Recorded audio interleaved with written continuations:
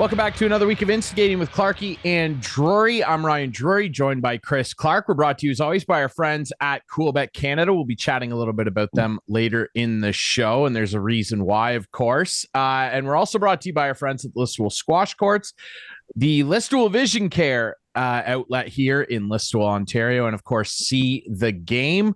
Clarkie, boy, it's an exciting week. Christmas is like a week away. It's insane. What the hell happened to 2022? Oh my God. And you know what the worst part is? I've gotten, as I hit my mic again, I do that too often. I'm still using my candle holder for the microphone. I haven't fixed that yet. If anyone's looking for a Christmas You're an present innovator. I might need something. Ryan, I have gotten one Christmas present so far this year for somebody. That's right. it. Yeah. I haven't done my shopping yet. I'm on, honest to God, I'm not lying. And you know who that person is? Is it true. me? It's true. Did I'm someone drop something off for you?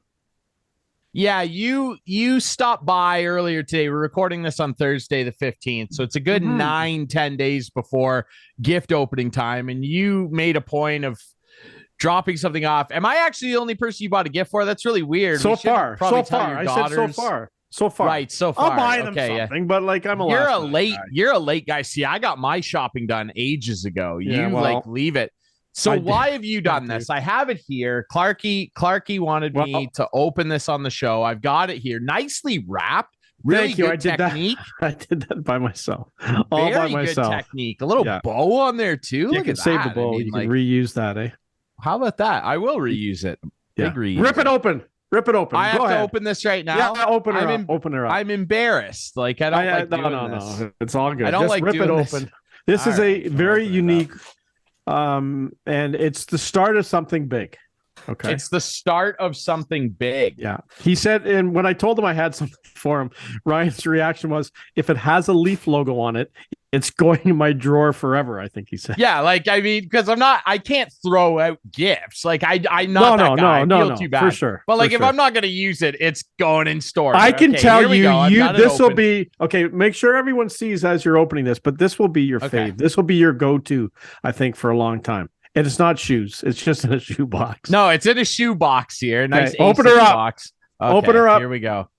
Okay, we've got a nice sweater. Oh, wow. Look at that. A show sweater, a custom show sweater. I bought myself one too. And you got I bought myself one too. There they are. Wow. How about that? So we got to wear these around Listowel proudly.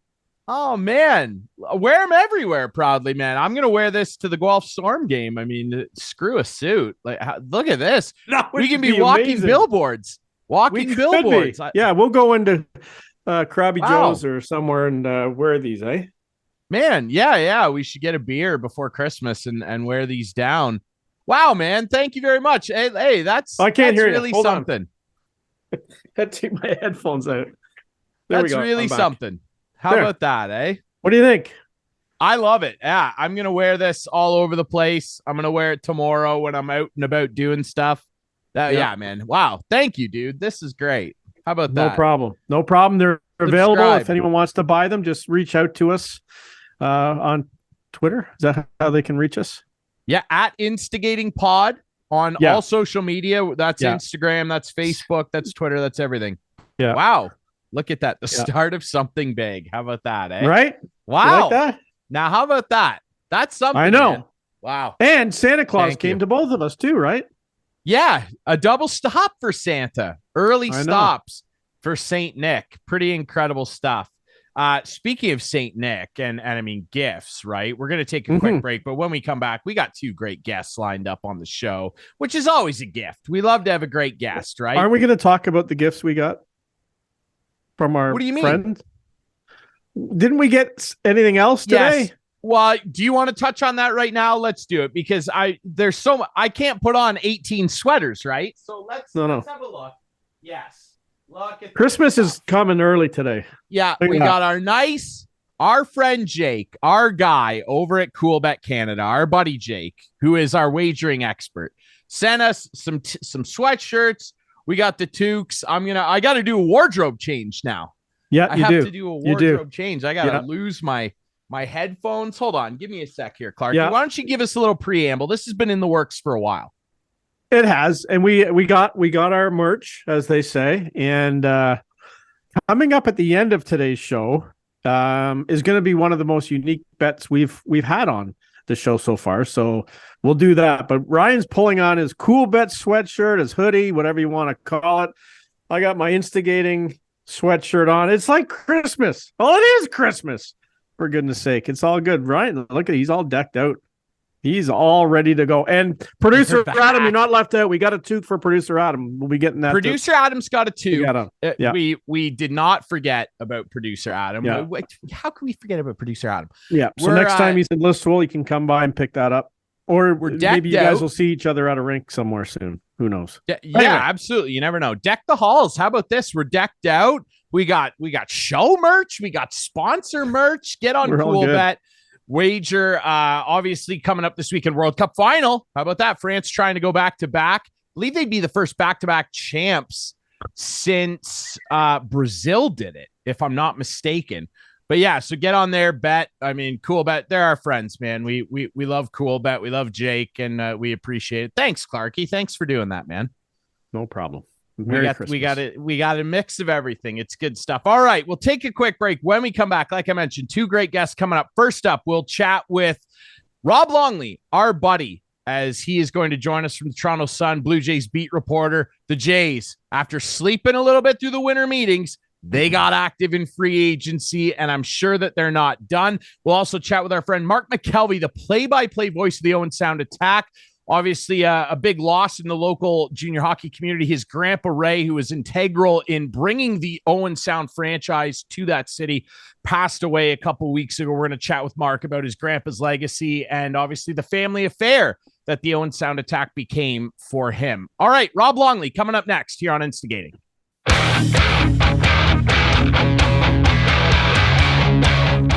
Welcome back to Instigating with Clarky and Drury. Ryan Drury back here on the program with Mr. Chris Clark. And as we mentioned before the break, we're very pleased to be joined by our friend Rob Longley, longtime beat reporter of the Blue Jays with the Sun. Mr. Longley, boy, after falling asleep seemingly during the winter meetings, Ross Atkins has been pretty active, man. How are you? And what do you make of, let's start, I guess, with the Chris Bassett move, the big one. Yeah, maybe he just had to get out of the sunshine in San Diego. It was just a little bit too comfortable down there. Come back to the miserable gray skies and rain and whatever else we're getting. Maybe that's all it took for Mr. Atkins.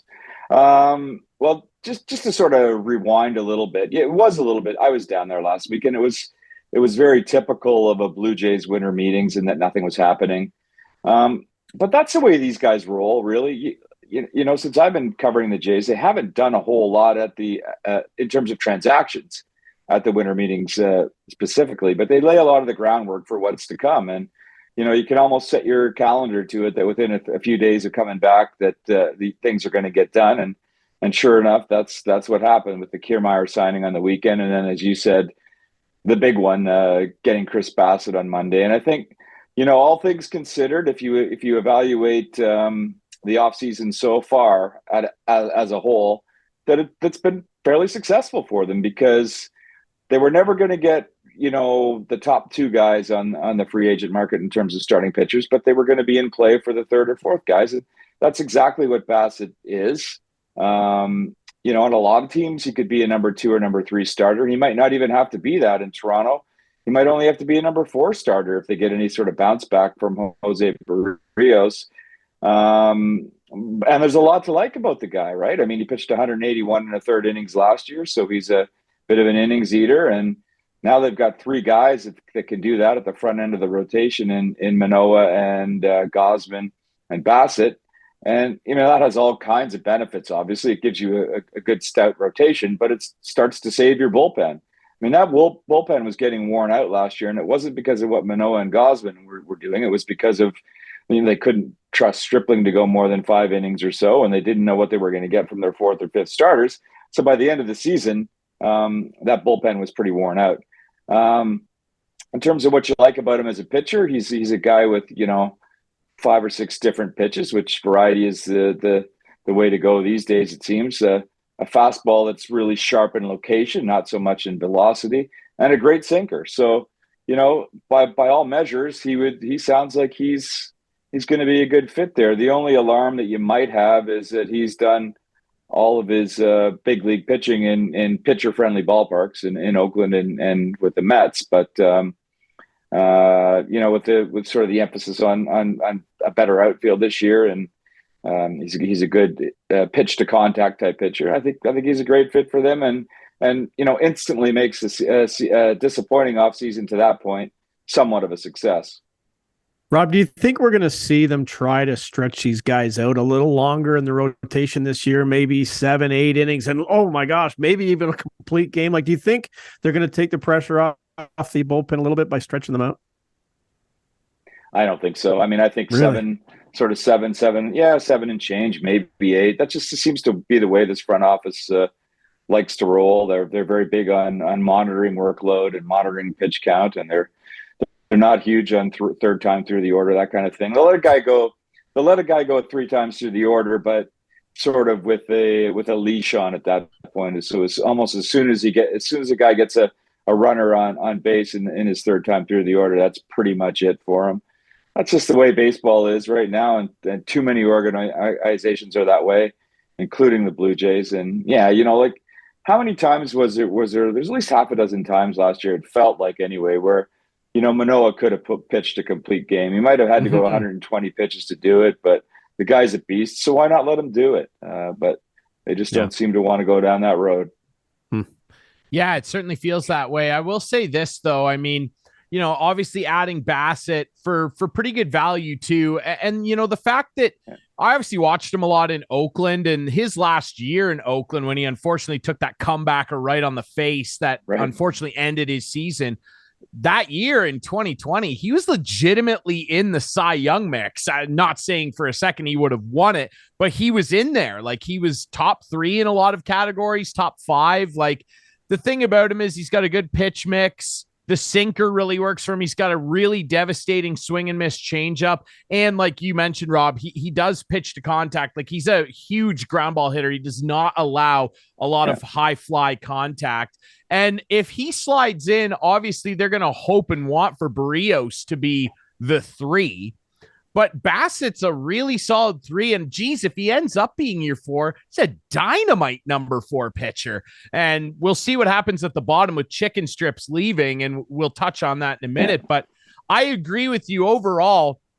I would say getting Kiermaier, who's a plus defender. His bat is what it is, but a plus defender guy coming off the bench. And then Bassett, I'm willing at this point now to probably give what was looking like a D- offseason so far. I'd bump them up to a B, healthy B+. Like, getting Bassett in their rotation to eat with the big dogs, Manoah and Gausman. I really like that. Let's talk a bit about Kiermaier, though. Like, obviously he's not going to be as impactful as Bassett, but an interesting pickup given the history between Kiermaier and the Blue Jays. We all remember the little lineup card, strategy card pickup at home plate, all that. But certainly, I think that the idea here is potentially DHing Springer more and resting him and not allowing him to be in the field to rest that weary arm. Yeah, I think that's a big part of it. We had a Zoom call with him today, and he was very enthused about being on coming to Toronto. I think he sees it as a chance to revive his career. He really talked a lot about how much he liked playing at the Rogers Center, and without quite saying it, he was basically saying it's going to be nice to play in front of fans for the first time in my major league career after spending all of his major league career in Tampa, right? To actually have a home crowd night after night after night. He essentially said that. But to me, what I found very interesting is he had hip surgery in the offseason. He says he's feeling really good. So 2 things that really struck me. One was he basically said that center field is mine. And it's mine to lose. So that discussion has been had internally that management and George Springer are okay with that, and that creates the opportunity of moving Springer over to right field a fair bit of the time, or DH. And I think what that does is it really preserves George, as you said, Ryan, because he's Not unlike Kiermaier, he said, it's very difficult for him to get 140 games into a season. So any pressure you can take off the legs and off the arm is a good thing. And not only that, all of a sudden, Kiermaier is one of the best defensive center fielders in baseball. And, Springer is at least an average center fielder. So how good will he be over in right field? He'll be an outstanding right fielder. And if those two have chemistry in the outfield, then all of a sudden their outfield defense gets dramatically better. Because I'm led to believe that one of a handful of reasons that the Jays were willing to trade Hernandez was that they were never satisfied with his defense. Obviously, he improved a great deal from when he was terrible when they first got him. But you could see the laziness out there and the uncertainty and the lack of confidence, even on routine fly balls at times. And it's, he wasn't as bad as he was earlier in his career in Toronto, but there were days when you felt that Teoscar Hernandez was a real liability out in right field.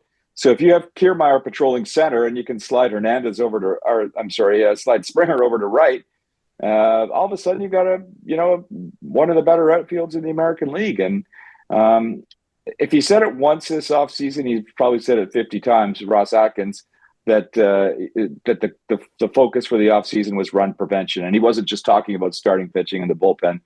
He was talking about playing better defense as well. When they traded Hernandez, the question was, well, what are you going to replace him with out there? But then obviously they got Kiermaier. I would love to know the inner workings and how things go down. Like, do you think they knew they were going to land a big guy in the outfield when they traded Hernandez and the timing just didn't work out for it? Or was this, let's trade him and let's work on it? What do you think? Probably a mix of both. I would have to think that they, and I'm not even sure that Kiermaier was their number one choice, and maybe they're still going to get somebody else because in a lot of ways, Kiermaier profiles as a fourth outfielder. And, you can put him in mid-game as a defensive replacement if you need to as well. But I have to believe that when they traded Hernandez, that they had enough people on their radar, whether it be half a dozen or more, that we're definitely going to get an out. I mean, it's our next to getting another starter. That was goal number 2, and they were reasonably confident that they were going to be able to do that because really the only other option at that point was putting Kevin Biggio out there or maybe Gabby Moreno, who's never played that out there in the big leagues. He's a very athletic guy, and he worked on his outfield during the season last year with the outfielders coach Mark Budzinski. But, that's kind of a wish and a prayer for a contending team if you're going to put one of those guys out in right field regularly. So, I think when they dealt Hernandez, they had to know that they were going to get somebody, whether it was going to come through free agency. And, they do have trade chips. And if they weren't able to get a free agent, then maybe they would have had to trade for somebody. You mentioned Moreno, still 3 catchers if they don't move him to the outfield. Do you see a move? Do you see something happening there, trade wise? It'll be, I think only if the value were right. Ran into Ernie Witt down in San Diego last week. He's obviously managing the Canadian team at the World Baseball Classic. And I asked him what he thought of the Jays catching situation. He says, I love it. I love it. You're only one foul tip away from having 2, right? 2 catchers. They get one guy foul tip in the wrong spot, and it's you're in a situation. I thought Atkins was pretty eloquent in the way he described it. And now obviously he knew what he was saying, and he's pumping up his guys in case he's able to trade one of them. He said that he would be fine to have 3 catchers on the roster, and then he made a strong case for each of the guys that he has. Danny Jansen they love for a lot of reasons. Defensively, he's pretty good, but the main thing they love about him is how closely and how well he works with all of the pitchers, whether it be starters or relievers. And he's almost like a coach that way. They get good feedback from him on what he's seeing behind the plate in terms of how each guy's dealing. Moreno, they love his athleticism, and obviously he's the top prospect in the organization right now. They believe that they could shift him to the infield if they had to, or to the outfield. But they believe that he's very athletic and that he has a bright future. And you don't want to deal a guy like that unless you're getting a lot in return. And the other point that he made was he thinks that Alejandro Kirk is the arguably the best bat in the lineup, the most consistent bat in the lineup, a guy that you're going to have hitting somewhere between 3 and 5. and you don't want to get rid of a guy like that. So he made it sound like he'd be content if they had to keep all three. I don't think that's the ideal scenario. I think that's why I don't think their offseason is done. I think one of those guys gets moved either for a fifth starter or another outfielder.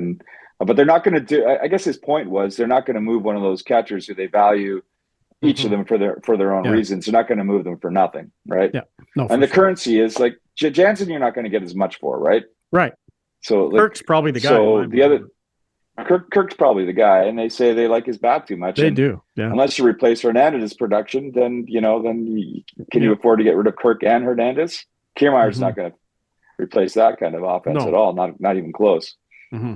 Yeah, it's one of those things where I think that obviously Jansen would have the least value simply because of his age. Yeah. And, when he was healthy down the stretch last year, he actually showed off quite a bit of pop, surprisingly. But in my estimation, I'm kind of riding your wavelength there, Clarky. I wonder what you think of this, Rob.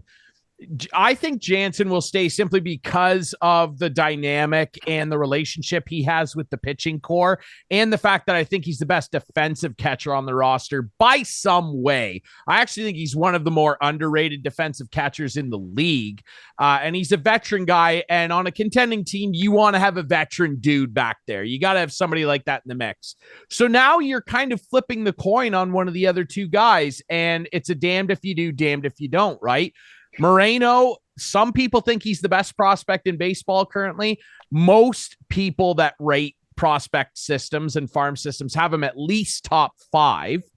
And he's got this incredible athleticism, but what is he really yet? And then you've got Kirk, who had a great season in terms of consistent contact and on base percentage. Not the best defensive guy, though. So one of those two, I feel like, is likely going to be on the out, but I would only trade one of them, Rob, if I felt like I was going to get a really solid left-handed bat, which is the one thing the Jays are still missing. Just anybody left-handed that's a pretty solid hitter. There's a guy, I don't know how much of an appetite they necessarily have for this because outfield is looking a little crowded right now. There's a guy in Pittsburgh who's 28 years old named Brian Reynolds, who's an unbelievable base runner. He's one of the fastest players on the bases in Major League Baseball, and he wants out. And the Pittsburgh Pirates could really, really do with a young catcher to kind of build the infield around. Is that resembling something in your mind of what they might do? Yeah, no, that's basically exactly it, Ryan. I think the guy you mentioned, Brian Reynolds, is certainly. I'm led to believe they've had some contact with the Pirates about him.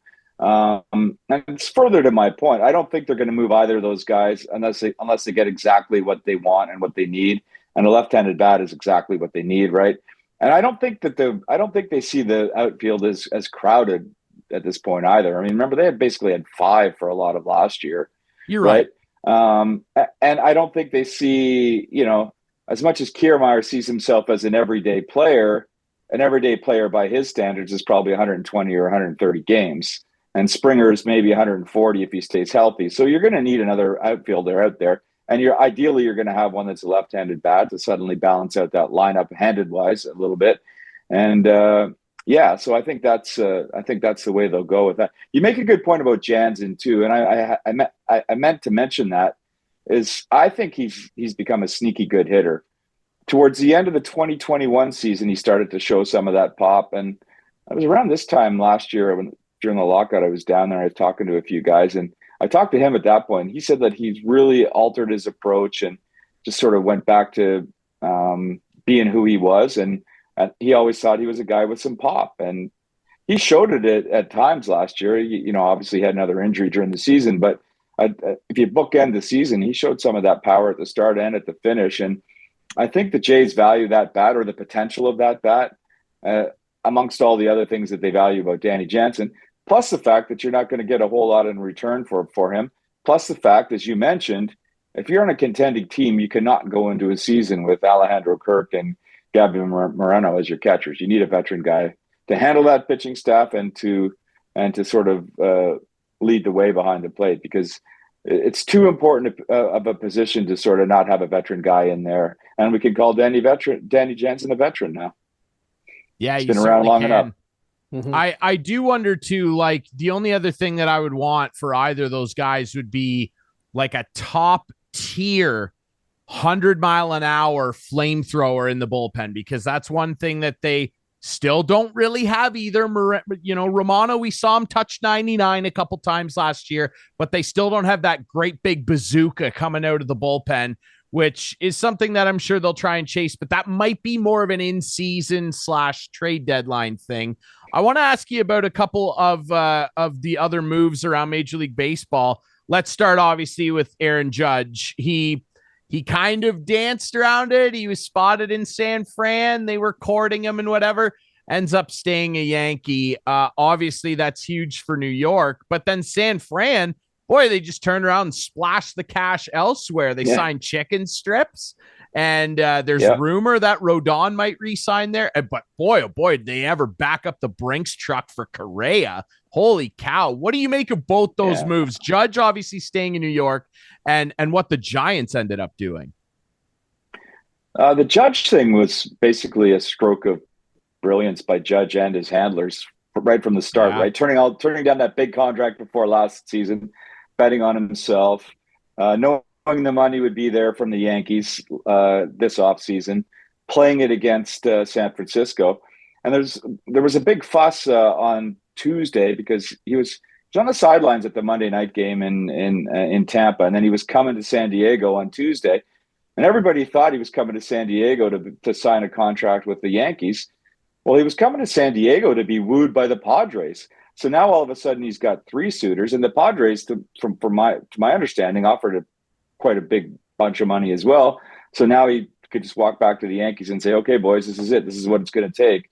And probably wanted to be a Yankee all along, remain a Yankee all along, but played it to perfection. And now he's a Yankee for life, and he's got his own Brinks truck full of money. And the Giants, they just remain one of the most aggressive teams when it comes to adding to their roster. Like they're almost like the California money shift has moved up the coast from Los Angeles to San Francisco. I mean, the Dodgers still pay people, but the Giants are in on everybody, it seems, and continue to go that way. I find the Stripling signing somewhat interesting. I'm not sure where he fits there. You'd probably use him as a 5th type starter, but with the option in that contract, it's fairly low risk. I'm not surprised that Stripling didn't come back to Toronto either. I think that there was a sense around some with the Blue Jays that a one-hit wonder would be a bit too harsh, but he had one good season. It was invaluable for the Jays rotation when Ryu left and Kikuchi couldn't get anybody out. They needed a guy like that to step in, but do you really want to give a guy like that a lot of term and a lot of money based on one decent season? It would have been a tough ask. And once the Jays were able to get Bassett, then it was clear that Stripling was going to go elsewhere. Yeah, for sure. And no disrespect to chicken strips. You're right. He was vital last year. I don't think they make the playoffs without some of the heroism that he stepped up with, for sure. But Chris Bassett is just head and shoulders a better pitcher. I got one last thing to ask you, Rob. With what we've seen out of Boston, which they're freaking out there. Like, I mean, Chaim Bloom has a lot of people banging on his door with pitchforks and torches. It's not a fun time in Boston. Baltimore still young and kind of up and coming. The Yankees are what they are, a very veteran squad.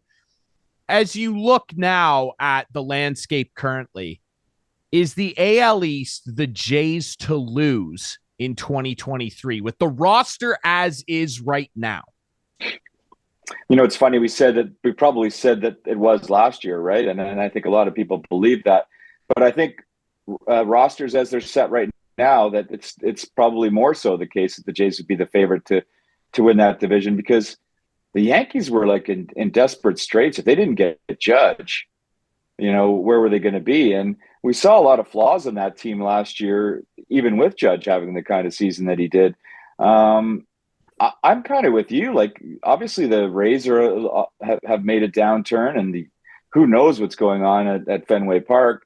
It's the Jays and the Orioles could be the two best teams in that division, which is crazy.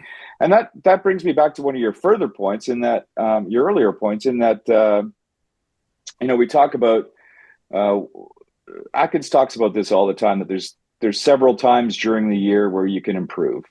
You can do it in the off season through trade. You can do it in the off season through free agency.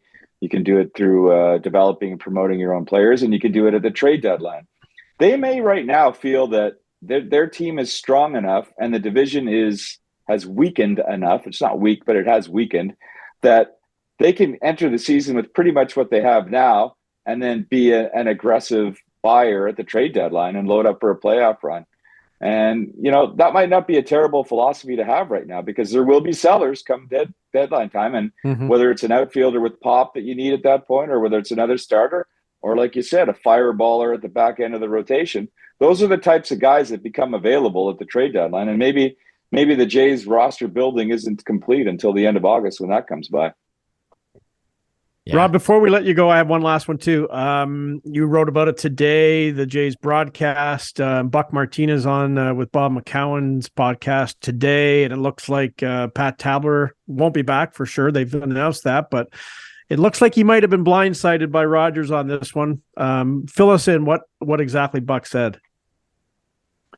Basically, he said, but Buck was crushed by it, by the sounds of it. I mean, he was both Buck and Pat Tabler's contracts expired at the end of last year. And as is often the case for longtime broadcasters like that, they expect it to be an easy renewal and carry on. But the dynamic of that booth is changing, because Dan Schulman's committed to doing more games than he had at any other point. And Rogers decided to just move on from Pat Tabler. And it caught Tabler off guard, and it certainly caught Buck off guard. And Buck was very outspoken about it on that podcast, as you mentioned, Clarky, saying that it's, there's no loyalty, there's no appreciation for a job well done, and all that kind of stuff. And so now we're left to wonder what's going to happen in the broadcast booth for the season. They're obviously going to need a third body, because I don't think Buck will work anywhere close to a full schedule given his health issues. And I'm led to believe that Joe Siddle will be doing a good chunk of games, moving from a studio analyst to a game analyst. And I think that would be an outstanding move. He's good. I think he's one of the sharpest analysts in the game right now.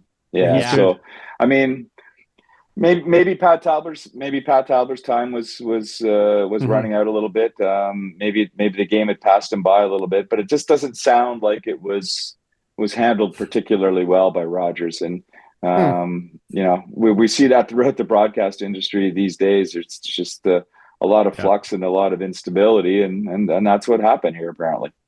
And a lot of big money talent getting let go. Bottom line, absolutely, yeah, definitely. Yeah, you're right. End of an era for sure. But hey, one more thing. Yeah. Yes. Oh, sorry. Go ahead, I was going to say, I know you used to cover the Leafs. They're going for their 16th game tonight without a loss in New York. Mitch Marner, 23 games with a point. Are those streaks going to be extended? Yes and no. So no and yes. Leafs lose, and Marner gets a point. No, they have to win. Do you want to hear my Marner rant though? Yeah, I have a Marner rant. It's dated. It's dated now because I'm accepting of the streak now.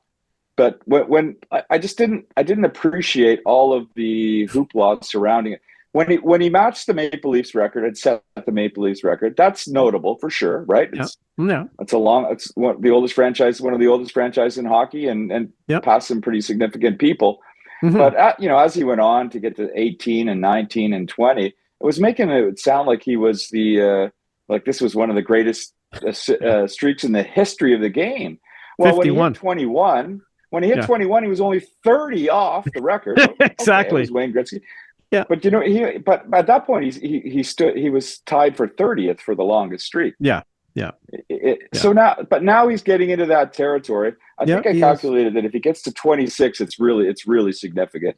And the only guys above him now are Hall of Famers essentially. Patrick Kane's one of the guys above him, and he'll probably be a Hall of Famer. But it's basically Hall of Famers above him now.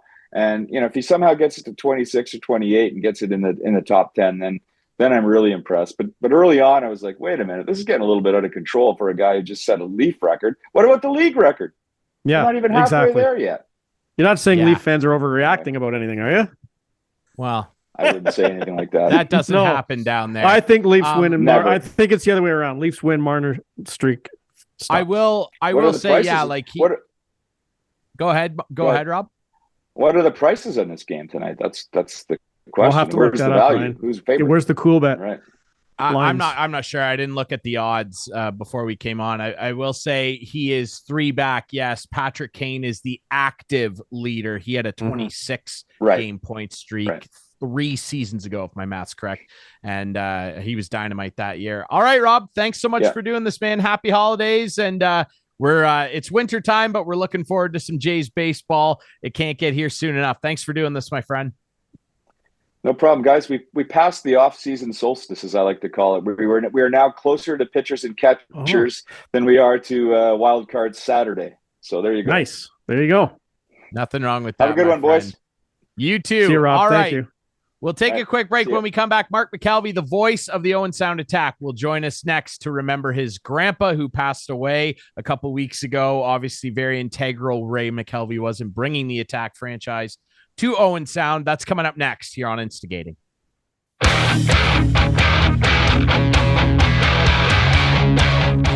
Welcome back to Instigating with Clarkie and Drury, brought to you as always by our friends at Coolbet Canada. Thanks to our buddy Rob Longley, the Jays beat reporter for the Sun, for joining us in the last segment. As I mentioned, 2 great special guests this week. Very pleased now to be joined by the voice of the Owen Sound Attack, Mr. Mark McKelvie. McKelvie, how you doing, brother?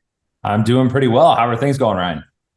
Things are good, man. I mean, it's not like I haven't just seen you pretty recently in Guelph with the Attack and Storm in their usual Highway 6 clashes. Obviously wanted to bring you on, though, because sad news, obviously, just recently, your grandpa, Ray McKelvie, who was a pretty special man and somebody who was a giant in terms of junior hockey in the local sports scene in Owen Sound, passing away at 87. Obviously, you and your grandpa are extremely close. I know that. I met him a number of times when I actually filled in for you on the Attack crew. Just a dynamite guy that loved hockey. And man, did he ever love the Owen Sound Attack, Mark. Yeah, he did. It still doesn't feel real having lost him just yet. Going to the rink, I've only been to the Bayshore once since he passed, and obviously, I guess a couple times, one weekend, and it just didn't feel real. And I know it'll take a little bit of time for it to sink in, but there's a lot of people that have been reaching out over the last few weeks, sharing their memories and their stories. And obviously, it's very comforting during this time. He was there since day one with the OHL. In Owen Sound, and goes back even further with his involvement in junior hockey. At one point, overseeing the Owen Sound Grays, their junior B club. They even had a foray into Tier 2 at one time as well. And then it goes back to getting involved with minor hockey. And I think that's probably something a lot of people that have known him recently probably weren't well aware of just how involved he was with minor hockey for quite some time. So to your point, really involved with the Attack, and that's probably what he's most well known for. But as well, he just loved his community and being involved any way he could. Yeah, you're right. Like, he was involved way before, the Attack were even really a thing, because, like, if I'm not mistaken, Mark, correct me if I'm wrong, he got inducted into the Owen Sound Sports Hall of Fame in like 1993. That was, just after Owen Sound kind of moved there. They were still the Platers then, obviously moved from Guelph, but like, he had been recognized for his contributions long before the Attack became a thing.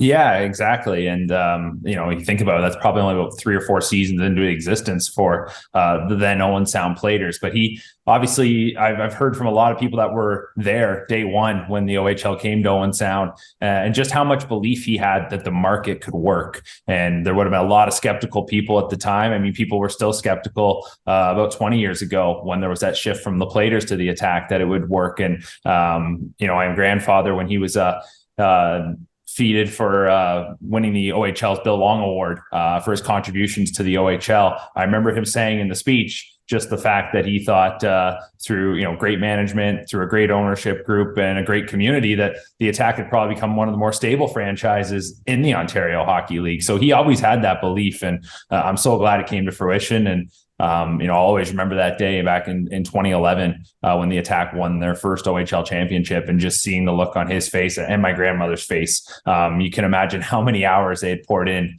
to that franchise over the years, and going back even further to finally have a championship. That was something really special, and it was a long time coming for them.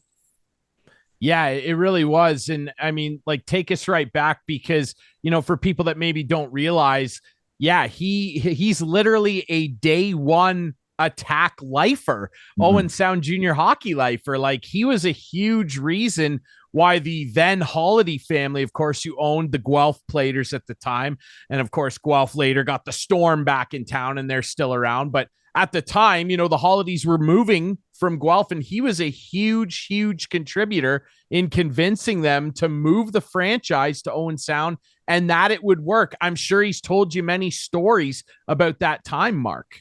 Yeah. And you know what? It's one of those things that as I got a little bit older, you wanted to investigate a little bit more. So I probably found myself in recent years asking more questions about how all this all came to be. But to your point, he did a great job, obviously, convincing the Holiday family to come to Owen Sound. I can imagine they would have been a little reserved at the time, just with the idea of they weren't getting the support they were looking for in Guelph, and now you're going to a really small market based on the other centers in the league. But like I said, I think my grandfather just had such he had his finger on the pulse of the way that the community works and the support that's out there. And I think you see it all the time, especially when it comes to fundraisers or anything along those sorts within the Owen Sound community. People really step up. And I think my grandfather knew that something like the Ontario Hockey League coming to Owen Sound, people would really support, that they would get behind. And obviously you had to have the numbers when it came to season tickets to really prove yourself at the start. They got that, and it obviously really continued. And it just shows today with the ownership group that they have, the group that came in, especially when it looked like we weren't going to see OHL hockey in Owen Sound anymore,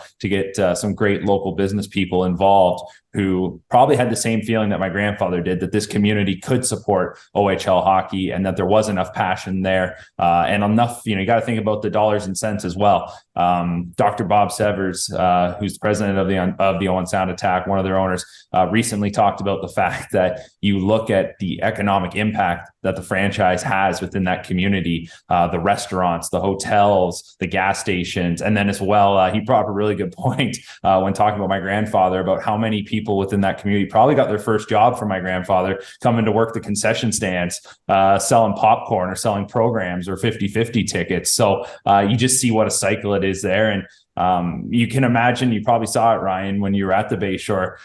It was pretty tough to get my grandfather probably from point A to point B, because he had to stop to talk to about 10 or 15 people along the way. I would always look across to section T where he sits. He had his spot. I can see it right from the press box. A lot of the times he might miss the opening puck drop, never for the first period, but for periods 2 and 3, because he was stuck on the concourse still talking to somebody and trying to get back to his seat. So he just loved his community, loved everybody a part of it. And I think I'm very fortunate over the last several years to have been there on a more consistent basis and to just seeing that passion up close. Yeah, I mean, obviously an incredibly popular guy, and for good reason. And I mean, like I said, a lifer with the franchise. Like, he was integral in bringing it there, served as GM briefly for a period of time and in the hockey ops department. Then, of course, as you mentioned, when the new ownership came in and they became the Attack, I believe that was in 2000.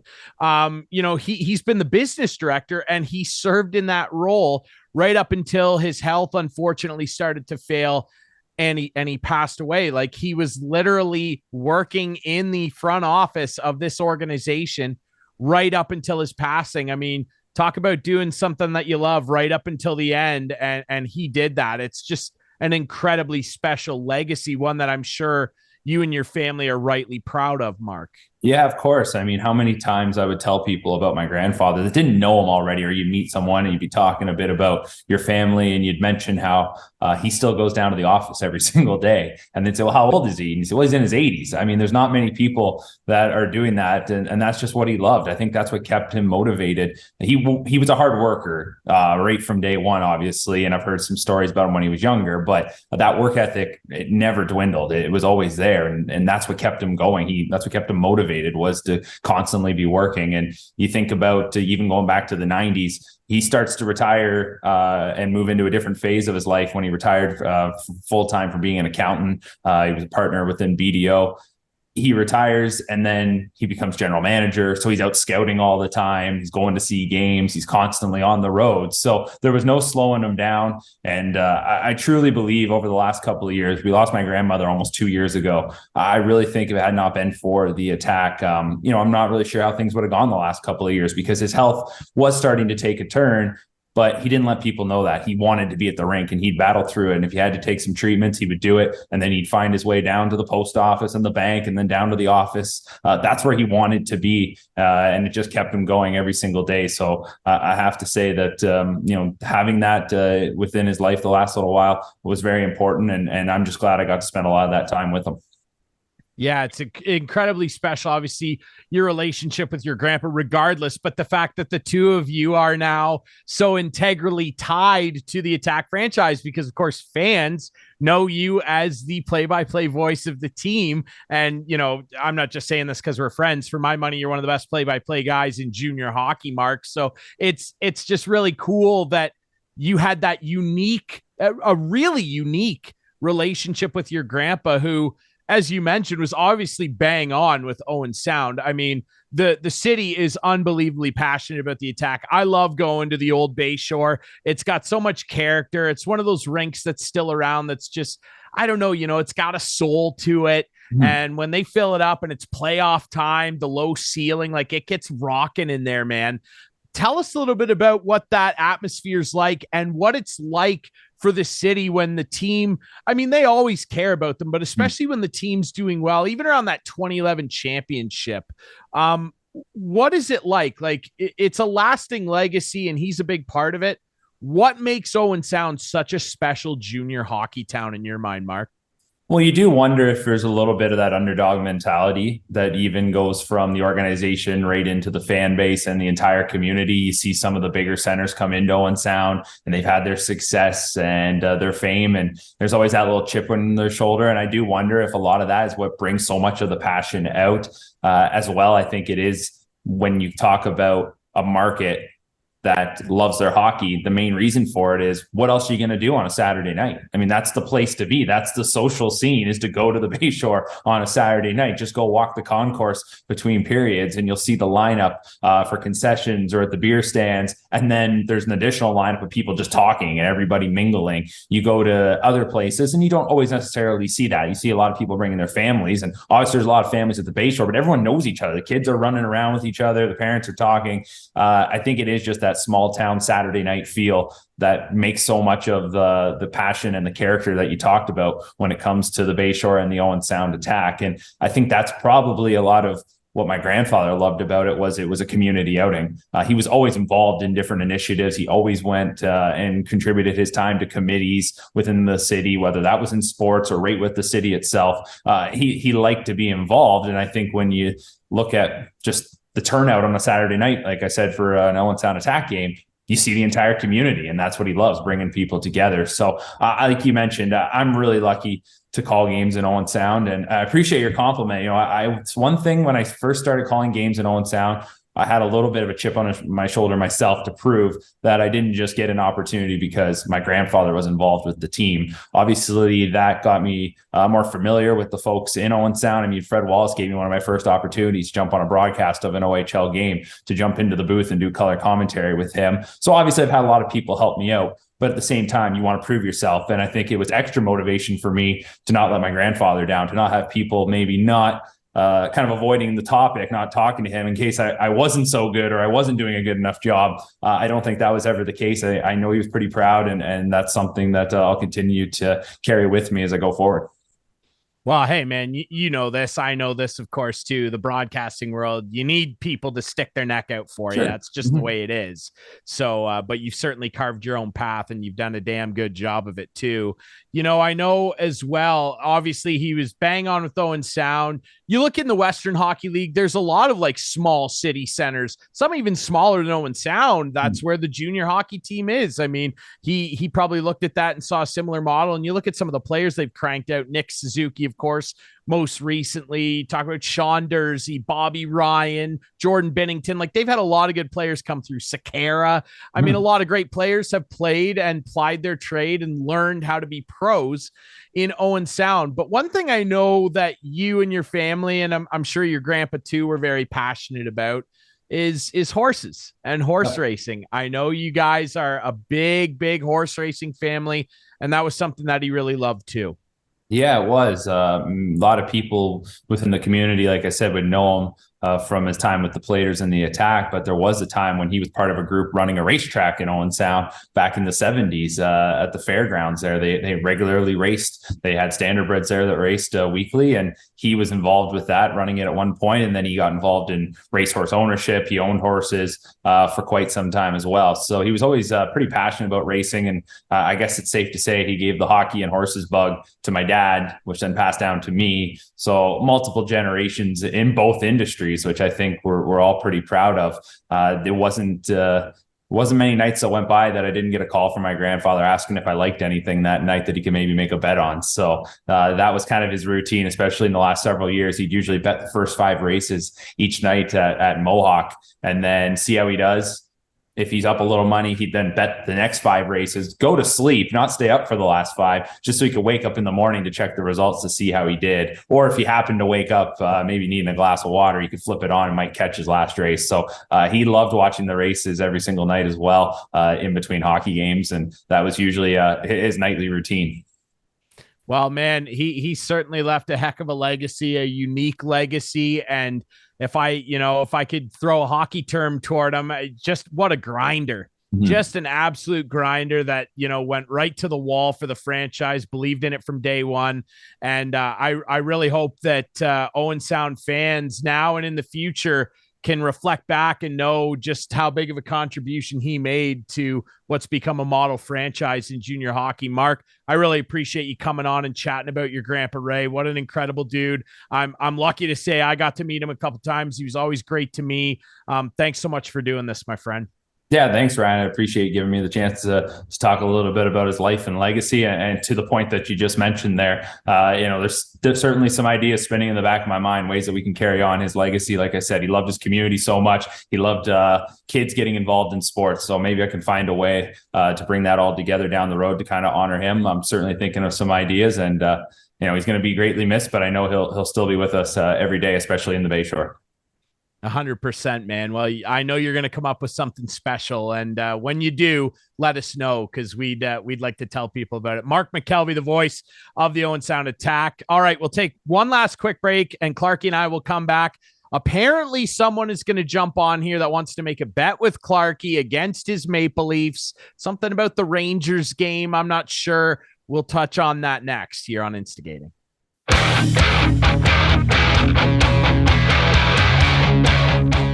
Back to wrap things up here on Instigating with Clarky and Drury. Thanks again to our friends Rob Longley, the longtime beat reporter of the Jays with the Toronto Sun, and Mark McKelvie, the voice of the Owen Sound Attack, for joining us this week.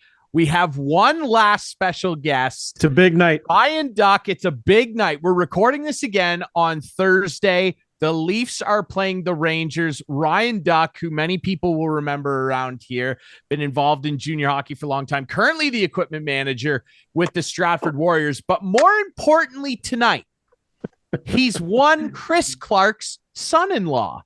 And that's my grandson, Riker, with him. That's the grandson. And he's clearly a Rangers fan. So, Ducker, you're on the show. The floor is yours. You have a wager to put at the feet of Mr. Clark here. Go ahead. Yeah, thanks for having me, guys. Chris, unfortunately, is a Leaf fan, and we won't hold that against him. But as everyone knows, I'm a huge Ranger fan, and Riker and I are here to pose a bet to him tonight. I can't wait to see him, and hopefully he'll take it. But I'm suggesting that if the Rangers win tonight, he's going to wear a nice Rangers jersey on your podcast next show. And if the Leafs somehow pull it off, I'll be stuck wearing a Leaf jersey at some time of Chris's leisure. But Marner's point streak's coming to an end tonight, and that's where I'm at with it. So let me get this straight. I can tell you what event you're going to wear the jersey at. It's not like you're going to wear it if you're doing an oil change or something like that, right? I get to pick it. Yeah, it's got to be within reason, of course. It's no, for sure. Yeah, absolutely. But no, I'll honor the bet. Okay. I don't see that's going to be a problem because we're going to be wearing it on the podcast next week. But no, absolutely, that's what we're here for. And Riker's on board too. We'll maybe even let him wear the Leaf jersey. Riker, What team is this? Whose team is this? My team. Yucky. Your team? Did he say my team? He said yucky team. Oh, no, he didn't. This is point great. streak extended tonight? No. He's on board with Dad. He's on board with Dad. He knows who his teammate is. Riker's been on skates this week. He's starting to learn how to skate. Of course, got a great instructor. My daughter is a great figure skater, and he was. Were you on the ice this week? Were you skating, Riker? Are you skating with Mom? Oh. Yeah, he's already skating better than I ever was. So she's doing something right. There you go. Yeah, and he's in hand. Right, Drury. He's also hooked on the Mighty Ducks movie. Apparently, he's been watching that every day. So, yeah, we actually just finished Mighty Ducks 2, and now we're waiting on MSG to come live here. So there you go. A hockey day for you, hasn't it, bud? The boats. Yeah, the boys. The boys. Unreal. Go boys. The boats. Yeah. Ducks fly together. Never forget. Absolutely. And you can see Riker at a lot of Warriors game in Stratford. There you go. And of course, absolutely, Brian. He's one of their biggest fans. Yeah. Good stuff. Right on. All right. All right, we're on. Sounds like a deal. Enjoy the game tonight, and can't wait to touch base with you later. Sounds good. Good stuff, Ducker. Thanks for doing this, bud. Riker, go Leafs, go. Go Leafs, go. All right. The bet is official. That's it for us this week on Instigating. We appreciate everybody listening and watching. Remember, you can watch the show Friday nights at 8, Sunday nights at 9 with our friends on Whiteman TV. We debut on our YouTube channel Friday nights at 9. Follow us on social media at Instigating Pod.